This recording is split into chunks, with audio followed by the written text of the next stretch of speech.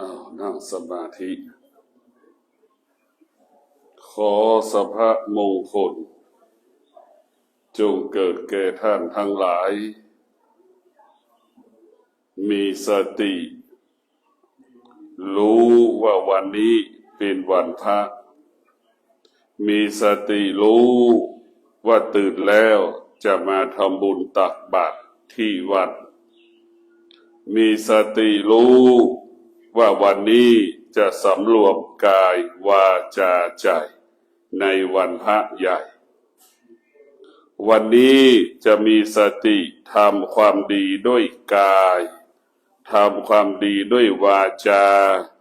ทำความดีด้วยใจชีวิตของเรามีค่าเมื่อเรามีธรรมะชีวิตเราจะหมดค่าเมื่อเราไม่มีธรรมะดังเช่นสามีมีค่าเมื่อสามีรักษาศีลสามีก็จะมีค่าสำหรับภรรยาภรรยารักษาศีลภรรยาก็จะมีค่าให้กับสามีตนเองลูกรักษาศีลลูกก็มีค่าสำหรับพ่อแม่ตนเองพ่อแม่รักษาศีลก็มีค่าสำหรับลูกเขาว่าคุณค่าของคนอยู่ที่ธรรมะลูกจะมีคุณค่าลูกคนนั้นต้องอดทนลูกที่มีความอดทนจะเป็นลูกที่มีคุณค่าและมีความหมายสำหรับพ่อแม่ร้อนก็สู้หนาวก็สู้ฝนตกก็สู้ไม่หวั่นไหวเมื่อร้อนปรากฏหนาวปรากฏเมื่อฝนตกเนี่ยลูกมีธรรมะ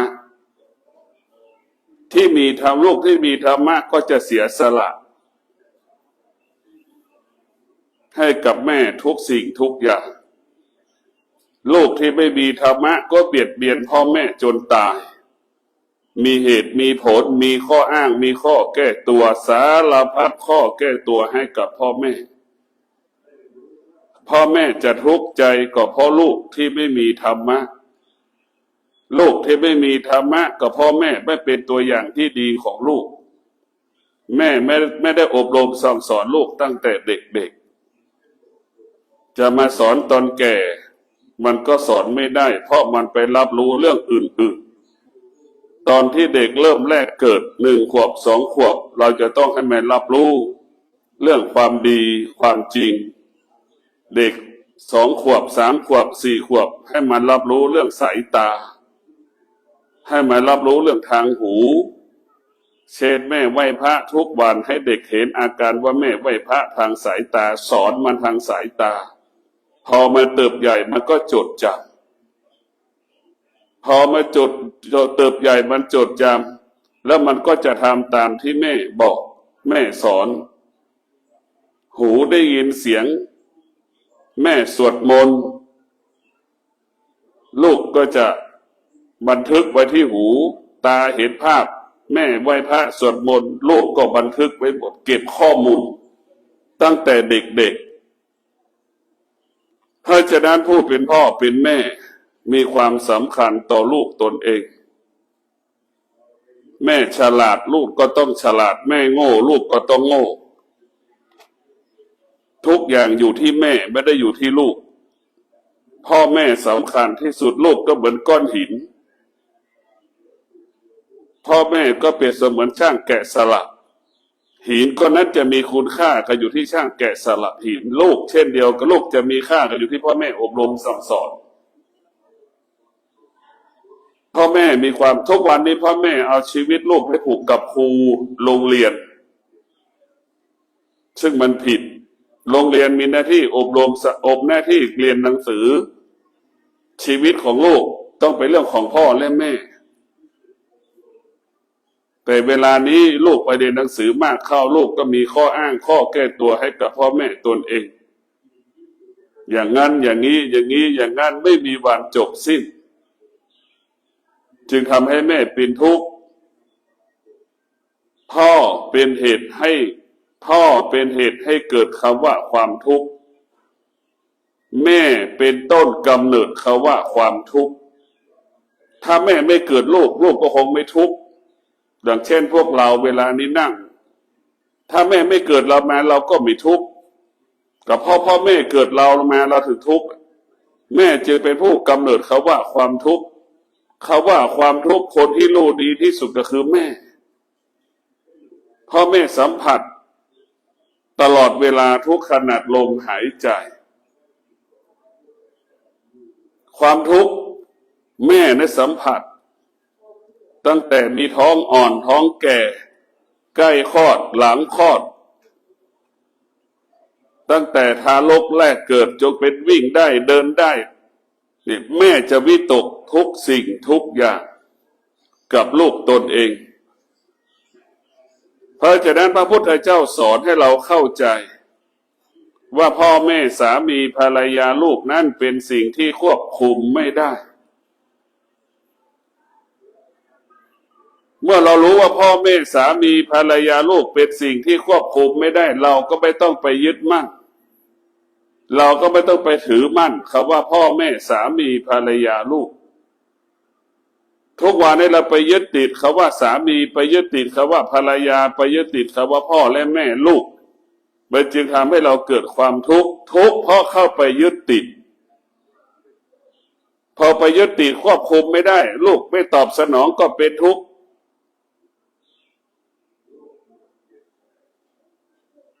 ต่างคนต่างไม่ตอบสนองก็เกิดเป็นทุกข์ตลอดเวลา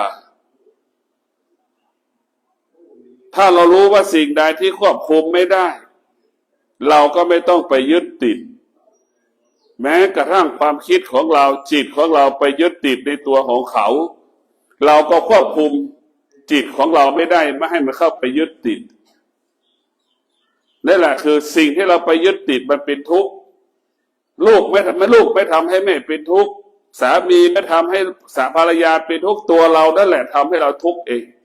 ทุกข์เพราะเราเป็นตัวยึดติดแต่ทั่วไปเราคิดว่าเขาทำให้เราทุกข์ไม่มีใครทำให้เราทุกข์ได้มีแต่ตัวเราเท่านั้นทำให้เราทุกข์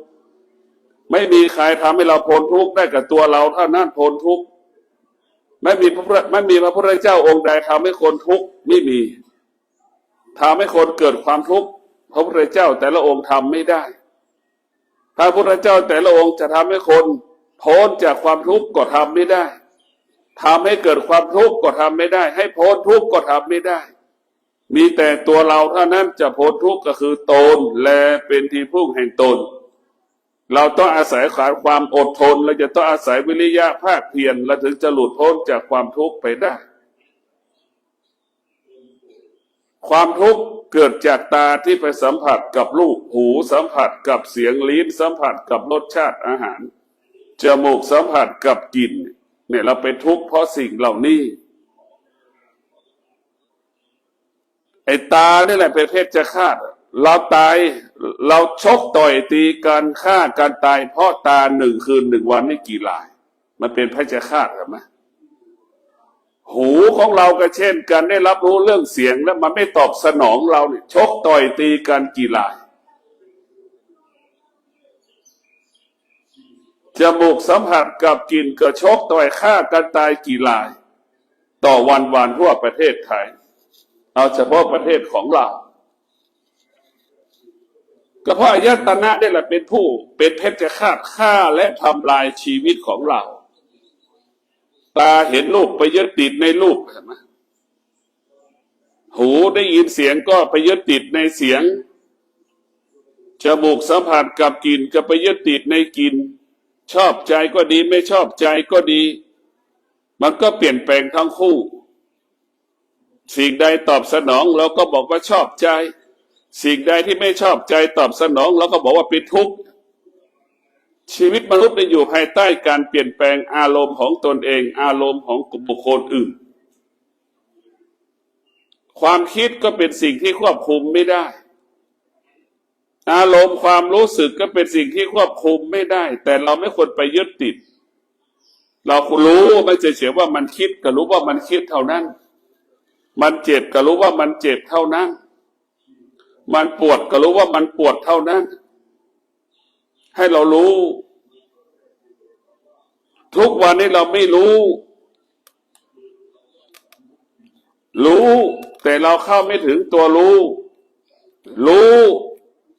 ว่าความดีมีจริงแต่เรายังไม่รู้ว่าความดีอยู่ที่ไหนนี่เราไม่รู้ความดีคืออะไรยังไม่รู้ความดีคืออะไรก็ความดีก็คือศีลเนี่ยความศีลอยู่ที่ไหนอยู่ในตัวของเราทั้ง5 ข้อให้เรารู้อย่างนี้ว่าความดีก็คือศีลอยู่ที่ไหนศีลอยู่ในห้าข้ออยู่ในร่างกายเราหมดแต่ความดีของเราคือสร้างวิหารสร้างโบสถ์การให้ทานนี่คือความดีของชาวพุทธที่เข้าใจกันปัจจุบันก็เพราะพ่อแม่บรรพชนเราเข้าไม่ถึงหลักการปฏิบัติธรรมจึงพาเราไปยึดติดในการสร้างทานทำทานสร้างโบสถ์สร้างวิหารสารพัดคำว่าทำบุญเราไม่ได้บุญหรอกได้แค่ความรู้สึกเหมือนกินวาเป๊กได้แค่ความรู้สึกเฉย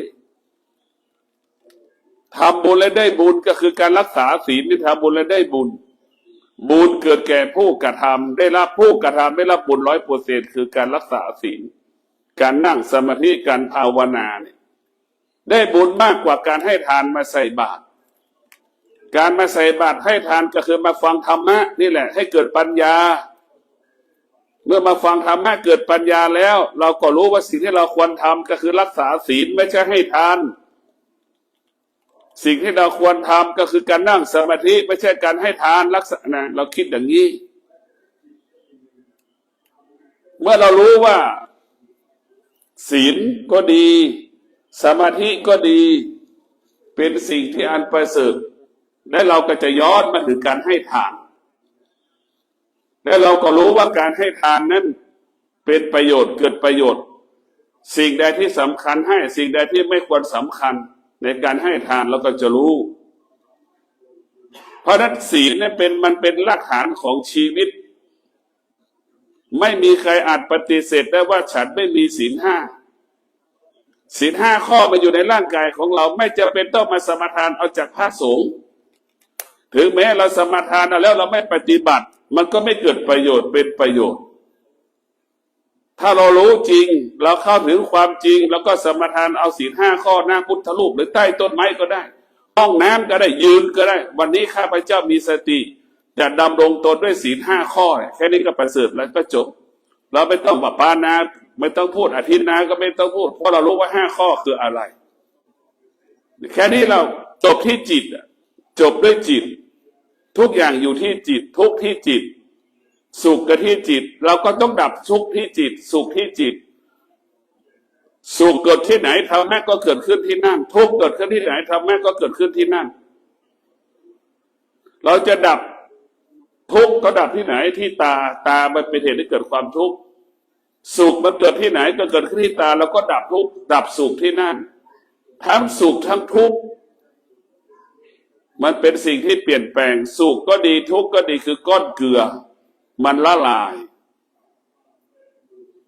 สุขก็ดีทุกข์ก็ดีเป็นก้อนน้ำตาลมันก็ละลายสุขก็ดีทุกข์ก็ดีก็เป็นก้อนน้ำแข็งมันก็ละลายคือมันไม่เที่ยงมันเปลี่ยนแปลงตลอดเวลาเพราะฉะนั้นพวกเราทั้งหลายเข้าใจความจริงเกิดมาเราต้องศึกษาเรียนรู้เรื่องความจริงความจริงทุกคนต้องการเสมอเหมือนกันหมดและกับความจริงเราไม่ต้องการก็เสมอเหมือนกันหมดความจริงที่เราต้องการก็ได้แก่ความดีความจริงที่เราไม่ต้องการก็คือความชั่วเหมือนกันหมดทั้ง2อย่างชั่วก็ก็เป็นความจริงของชีวิตดีก็เป็นความจริงของชีวิตถ้าเรารู้ว่าความดีเป็นความจริงของชีวิตก็คือความดีนั้นปกป้องคุ้มครองรักษาชีวิตความดีก็คือศีลสมาธิปัญญาเมื่อเราดำรงด้วยศีลสมาธิปัญญาศีลนั้นจะรักษากายวาจาใจศีลนั้นจะรักษาชีวิตของเราพ่อแม่ของเราอยู่กับเราแค่บางเวลาสามีภรรยาลูกอยู่กับเราแค่บางเวลาถ้าเรามีศีล 5ปกป้องคุ้มครองเราตลอดเวลาเพราะศีล 5ข้ออยู่ในร่างกายเราตลอดเวลาพ่อแม่ไม่สามารถปกป้องเราได้คุ้มครองเราได้ พ่อแม่ไม่ได้อยู่กับเราไม่ได้อยู่กับเราเราก็ไม่ได้อยู่กับพ่อแม่พระพุทธเจ้าสอนให้เรายึดมั่นถือมั่นธรรมะเอาธรรมะมาเป็นหลักการปฏิบัติกำกับกำหนดควบคุมการดำเนินชีวิตของเราธรรมะก็คือศีลเมื่อเรามีศีลแล้วนี่เมื่อเราดำรงด้วยศีลเนี่ยชีวิตเราก็ปลอดภัยเมื่อเราดำรงตนด้วยศีลเนี่ยทรัพย์สมบัติเราก็ยั่งยืนเมื่อเราดำรงตนด้วยศีลแล้วความสงบสุขก็เกิดขึ้นกับชีวิตของเราทุกวันนี้เราไม่เข้าใจความจริงเราเข้าใจผิดเช่นเราเข้าใจว่าเกิดมาเราต้องการความสุขความสุขมันเป็นเรื่องประเพณีและวัฒนธรรมที่พูดใส่หูกันมาสืบเป็นพ่อแม่แต่ละคนตายแม่คนนั้นตายแม่คนนั้นเกิดแม่คนนั้นตายแม่คนนั้นเกิดสืบมาจนถึงทุกวันเนี่ยมันกลายเป็นมรดกสมบัติของมนุษย์ว่าสุขเราคิดว่ามันเป็นสิ่งที่ประเสริฐความสุขก็คือเป็นสิ่งที่ชั่วร้ายที่สุดมันเบียดเบียนเรานะเราเกิดมาเพราะความสุขนี่แหละที่พ่อแม่เข้าใจว่าคือความสุขนี่แหละเราเกิดพอเราเกิดมาแล้วความสุขนั้นเป็นเหตุให้เราเกิดความทุกข์ถ้าพ่อแม่เห็นว่าการครองเรือนมันทุกข์พ่อแม่คงจะไม่แต่งงานคงจะไม่มีลูกเนี่ยก็เพราะพ่อแม่ไม่รู้พ่อแม่เข้าใจว่าความสุขคือการแต่งงานความสุขคือการมีลูกแต่มันเป็นเรื่องประเพณีเรื่องวัฒนธรรมทางสังคมที่เกิดมาแล้วก็ต้องเป็นอย่างนี้แบบนี้อย่างนี้วัฒนธรรมประเพณีมันไม่ใช่ความจริงมันเป็นความจริงเฉพาะบางเวลาบางคนบางกลุ่มแต่ความจริงของพระพุทธเจ้าก็คือศีลคนทุกคนเกิดมาแล้วต้องมีศีล5 ข้ออยู่ในร่างกายของมนุษย์ทุกคนคำสอนของพระพุทธเจ้ามันไม่ใช่เรื่องของศาสนามันเป็นเรื่องของคนทุกคนที่เกิดมาบนโลกใบนี้เพราะฉะนั้นคำสอนของพระพุทธเจ้ายิ่งใหญ่กว่าศาสนายิ่งใหญ่กว่าศาสนาเพราะคำสอนของพระพุทธเจ้าเป็นความจริงของโลกเป็นความจริงของชีวิตมนุษย์โลกคนจะมีศาสนาต่างศาสนาก็ต้องประกอบด้วยศีลทั้ง5 ข้อนี่คือธรรมะของพระพุทธเจ้าพระพุทธเจ้าได้รู้สอนให้เรารู้พึ่งพาตนเองอาศัยตนเองถ้าเรารู้ว่าเราต้องอาศัยตนเองพึ่งพาตนเองเราก็ไม่ต้องไปคิดถึงลูกคนที่แก่แล้วมีปัญญาแก่แล้วมีปัญญาลูกหลานไม่มีค่าลูกหลานไม่มีความหมายคนแก่ที่มีปัญญาไม่สร้างภาระปัญหาให้กับลูกหลานตนเองคนแก่ที่มีปัญญาจะพึ่งพาตนเองอาศัยตนเองตนแลเป็นที่พึ่งแห่งตนคนแก่ที่มีปัญญารู้และเข้าใจเข้าถึงความจริงลูกหลานจะอยู่ไม่อยู่กูก็แก่กูก็เจ็บกูก็ตายลูกหลานคุณจะอยู่ไม่อยู่ไม่สามารถห้ามเขาให้ไม่ให้แก่ไม่ให้เจ็บไม่ให้ตายห้ามไม่ได้นี่แก่ด้วยปัญญาจึงรู้ความจริงเมื่อรู้ความจริงก็อยู่กับความจริงได้แต่ทุกวันนี้เราแก่แล้วขาดปัญญาจึงไปพึ่งพาลูกหลานจึงไปเรียกร้องหาลูกหลานจะพึ่งพาลูกหลานทำให้ลูกหลานมีค่าเราจึงทุกข์เพราะเราไปยึดติดในลูกในหลานแก่แล้วขาดปัญญาไปสร้างภาระไปสร้างปัญหาให้กับพ่อให้กับลูกตนเองหลานตนเองแก่แล้วขาดปัญญาลูกหลานมีค่าตลอดเวลาสิ่งใดที่เราให้ค่าสิ่งนั้นทำให้เราเกิดความทุกข์นี่มันเป็นกฎของมันเลยสิ่งใดที่เราให้ค่ามันสิ่งนั้นจะทำให้เราเกิดความทุกข์ห่วงลูกห่วงหลานห่วงเมียห่วงสารพัดที่เราห่วงนะสิ่งนั้นทำให้เราเป็นทุกข์หากเราไม่ห่วงเราไม่ให้ค่าเราก็ไม่ทุกข์เพราะเราให้ค่าจึงทำให้เราเกิดความทุกข์เราต้องเข้าใจสิ่งที่มันเปลี่ยนแปลงแก่เจ็บตายเนี่ยเราห้ามมันได้ไหมเราห้ามไม่ได้เราก็ต้องเข้าใจว่าความแก่มันก็เป็นปกติหรือเป็นธรรมชาติ ของมนุษย์ที่เกิดมาแล้วต้องแก่ต้องเจ็บต้องตายเราเข้าใจมันเมื่อเราเข้าใจมันเนี่ยเราก็อยู่กับมันให้ได้ เมื่อเราเข้าใจความจริงเราก็อยู่กับความจริงความจริงก็คือเมื่อแก่ปรากฏแล้วก็อยู่ได้เจ็บปรากฏก็อยู่ได้ตายก็อยู่ได้นี่ว่าเข้าถึงความจริงของความแก่ความเจ็บความตายเราก็อยู่กับความแก่ความเจ็บตายความตายได้อย่างเป็นปกตินี่ให้เรารู้ให้เราศึกษาเรียนรู้พิจารณาเรื่องความจริงอันนี้หลักของการดำเนินชีวิตเราต้องเข้าใจความจริงขั้นพื้นฐานสิ่งเหล่านี้มันเป็นความจริงถ้าเราจะนั่งสมาธิเราก็ต้องย้อนไปถึงพ่อแม่ครูบาอาจารย์สอนอะไรสอนให้เรารู้และให้เราละรู้และให้เราอยู่เหนือสิ่งที่เรารู้และให้เราอยู่ให้เราไม่ยึดติดในสิ่งที่เรารู้จิตรู้สิ่งใดให้ละสิ่งนั้นจิตรู้สิ่งใดให้อยู่เหนือสิ่งนั้นจิตรู้สิ่งใดจิตไม่ยึดติดสิ่งนั้นสุขไม่มีทุกข์ไม่มีสุขไม่เกิดทุกข์ไม่เกิดไม่มีสุขไม่มีทุกข์ที่มันทุกข์ก็เพราะมันไปยึดติดนั่นแหละรู้และไปยึดติดในสิ่งที่เรารู้จิตรู้จิตก็ไปยึดติดในสิ่งที่จิตรู้จิตก็เป็นทุกข์เช่นมะม่วงก็รู้ว่าเป็นมะม่วงแต่แล้วเข้าไปยึดติดว่ามันหวานหรือมันเปรี้ยวเนี่ยเราเอามีดมาแฉเอาลิ้นไปแตะชอบใจไม่ชอบใจก็เป็นทุกข์เกิดทุกข์ทันทีถ้าเรารู้ว่าเป็นมะม่วงเฉยๆเนี่ยมันไม่สุขไม่มีทุกข์ไม่มีไม่เกิดอาการไม่แสดงอาการจิตใจและเราก็รู้อีกว่าถ้ามันหิวเนี่ยหวานก็ไม่มีค่าเปรี้ยวก็ไม่มีค่าแต่มันจะกินให้มันหายหิวให้ได้มันคิดแค่นี้แหละเนี่ยมันคนละคิดความคิดเราทุกข์เพราะความคิดเราจะหยุดความคิดด้วยสติเมื่อเรามีสติเราจะไม่คิดถ้าเราขาดสติเมื่อไหร่ความคิดมันจะเกิดถ้าเรามีสติเมื่อไหร่เราจะหยุดยั้งอารมณ์ความรู้สึกถ้าเรามีสติอารมณ์ความรู้สึกจะไม่เกิดสติก็เหมือนยามเฝ้าบริษัทเหมือนยามเฝ้าประตูบริษัทปิดเปิด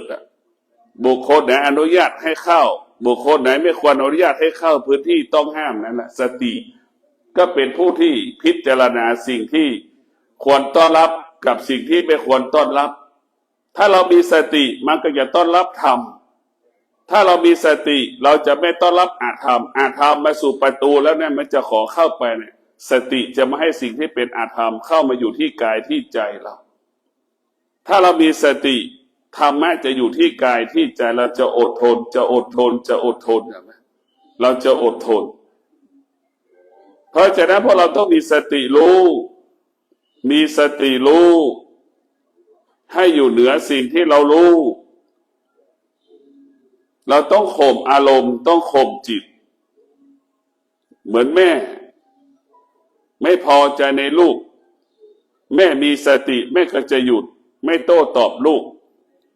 ถ้าแม่ขาดสติแม่จะโต้เถียงกับลูกตนเองเหมือนเตะฟุตบอลนะเราต้องเข้าใจเรื่องชีวิตว่าความแก่ความเจ็บความตายเนี่ยมันปรากฏขึ้นกับชีวิตของเรากับคนรอบๆข้างของเราต้องพิจารณาไอ้ความตายเราไม่ต้องไปคิดความตายที่เราต้องพิจารณาก็คือก่อนที่มันจะตายเนี่ยไปสร้างภาระให้ลูกให้หลานให้เมียให้ภรรยาตนเองสามีตนเองนี่คือต้องคิดเพราะฉะนั้นเราเลือกเส้นทางที่จะเจ็บได้ถ้าเรามีปัญญาเลือกแก่เลือกเจ็บเลือกตายได้หรือให้แก่เจ็บตายเป็นไปตามธรรมชาติเลือกได้แต่ห้ามไม่ได้เรารู้ว่าโรคเบาหวานเนี่ยมันเกิดจากการกินหวานแล้วก็หยุดการกินหวานก็จบไม่ต้องกินเรารู้ว่าโรคความดันโรคไขมันเนี่ยเราก็ไม่ต้องกินน้ำมันคนเป็นอัมพฤกษ์อัมพาตเส้นเลือดตีบตันเนี่ยมันก็เกิดจากการกินน้ำมันเราก็ไม่ต้องไปกินมันก็จบเรียกว่าเลือกได้แต่เราไม่เลือกเพราะเราตกอยู่ใต้อำนาจความอยากอย่างที่บอกเมื่อกี้เราจมูกเราตายเพราะจมูกเราตายเพราะลิ้นทั้งลิ้นทั้งจมูกเป็นตัวนำมาซึ่งโรคสารพัดโรค เราแก่เราเจ็บเราตายก่อนเวลากำหนดก็คือเกิดจากจมูกกับลิ้นไปหลงไหลในกลิ่นไปหลงไหลในรสชาติอาหารกินจนเพลินต้องจนถึงที่สุดหมอว่าเป็นโรคเบาหวานก็จบแล้วหมอว่าเป็นโรคไขมันสูงก็จบแล้ว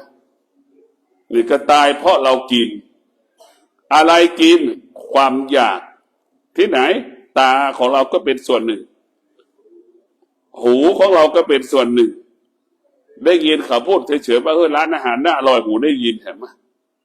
เราไม่ได้ไปฟังเขานั่งอยู่ใกล้ๆเขาว่าร้านนี้อาหารอร่อยพอเดินผ่านไปลองดูนี่ไปติดอีกแล้วนี่แหละหูของเราก็เป็นติดอีกก็ไปอีกแล้วก็เป็นสะสมน้ำมั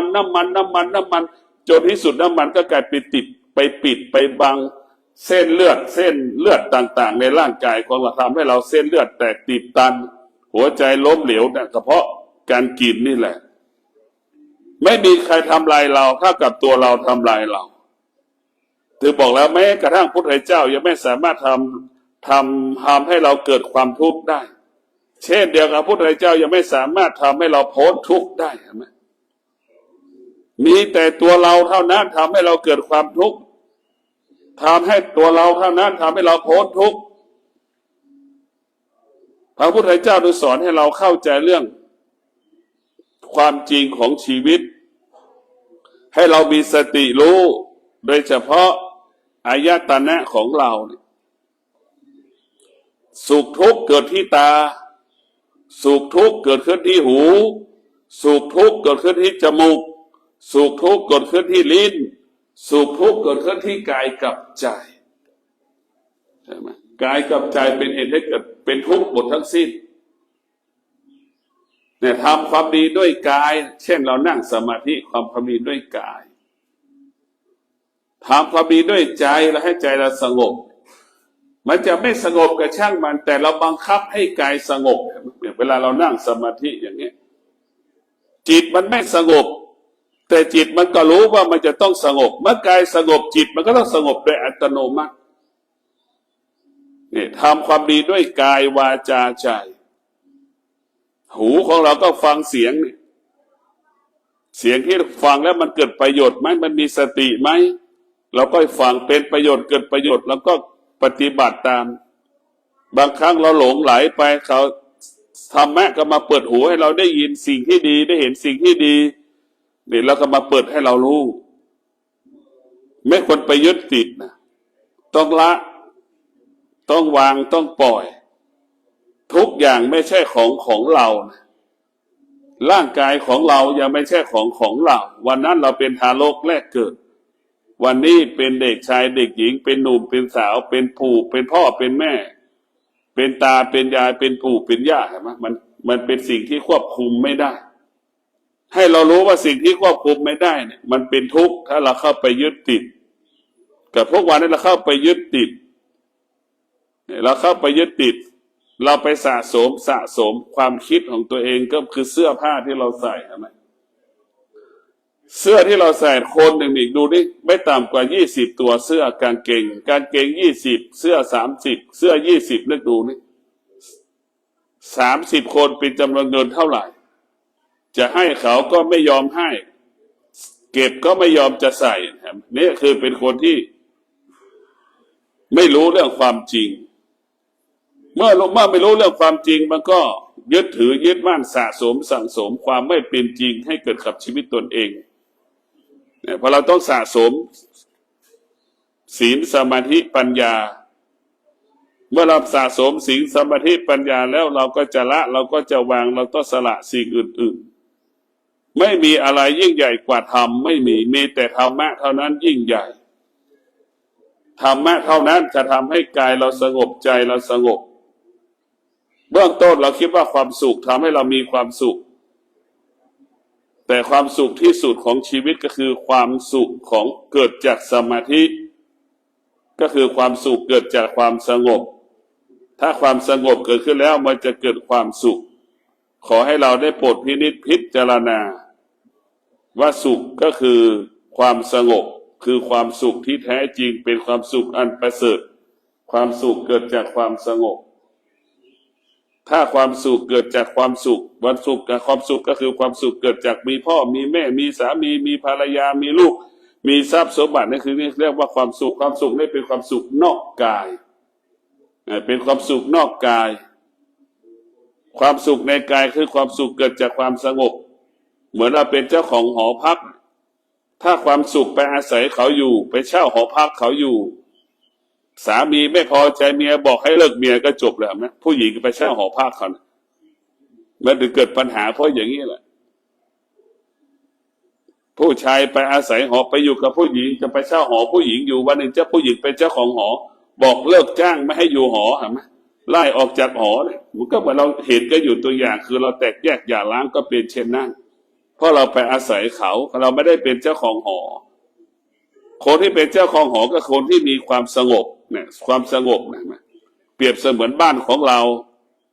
หอของเราจะปรับปรุงเปลี่ยนแปลงเมื่อไหร่ก็ได้ถ้าเราไปอาศัยเขาต้องรอลูกรอเมียมันเป็นปัญหามันช้าดังพ่อแม่สามีภรรยาลูกจะทำสิ่งนั้นก็รอคนนั้นรอคนนี้ไปอาศัยสิ่งนั้นไปอาศัยสิ่งนี้มันถึงทำให้เราชักช้าก็ขอความสุขสวัสดีจงเกิดแก่พวกเราทุกคนมีสติรู้ว่าเราจะต้องปฏิบัติตนประพฤติตนดำรงตนด้วยศีลสมาธิปัญญาทุกลมหายใจเรามีสติรู้ที่จะพิจารณาธรรมะก็ได้แก่ศีลสมาธิปัญญาไว้ที่กายที่ใจของเราจิตรู้สิ่งใดให้ละสิ่งนั้นจิตรู้สิ่งใดให้อยู่เหนือสิ่งนั้นจิตรู้สิ่งใดจิตไม่ยึดติดในสิ่งที่จิตรู้จิตนั้นเป็นอิสระดังนกบินกลางอากาศขอเจริญพร